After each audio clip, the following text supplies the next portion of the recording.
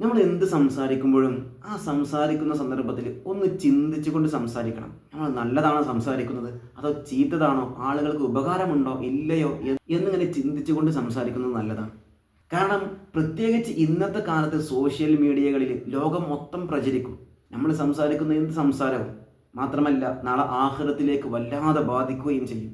അതാണ് അലി ഇബ്നു അബീ ത്വാലിബ് റളിയല്ലാഹു അൻഹു പറയുന്നുണ്ട്, ലിസാനുൽ ആഖിലി വറാഅ ഖൽബിഹി. ഒരു ബുദ്ധിമാൻ്റെ നാവ് എപ്പോഴും അവൻ്റെ കൽബിൻ്റെ പിന്നിലായിരിക്കും, അവൻ്റെ ഹൃദയത്തിൻ്റെ പിന്നിലായിരിക്കും. അഥവാ എന്ത് പറയുമ്പോഴും ആ ഹൃദയം കൊണ്ടൊന്ന് ചിന്തിക്കും, എന്നിട്ടാണ് അവൻ സംസാരിക്കുക. സംസാരിച്ച് കഴിഞ്ഞ് ചിന്തിക്കരുത്, അത് വിഡ്ഢികളുടെ ലക്ഷണമാണ്. വ ഖൽബുൽ അഹ്മഖി വറാഅ ലിസാനിഹി എന്ന് അലി ഇബ്നു അബീ ത്വാലിബ് റളിയല്ലാഹു അൻഹു പറയുന്നുണ്ട്. നാവിൻ്റെ ബാക്കിലാണ് വിഡ്ഢിയുടെ ഹൃദയം. അഥവാ സംസാരിച്ചതിന് ശേഷമാണ് അവന് ചിന്തിക്കുക, ഞാൻ എന്താണ് സംസാരിച്ചതെന്ന്. അപ്പോൾ അതുകൊണ്ട് നമ്മൾ എന്ത് സംസാരിക്കുമ്പോഴും എന്ത് വർത്തമാനം പറയുമ്പോഴും ചിന്തിച്ചുകൊണ്ട് വേണം ഒരാളോട് വർത്തമാനം പറയാൻ.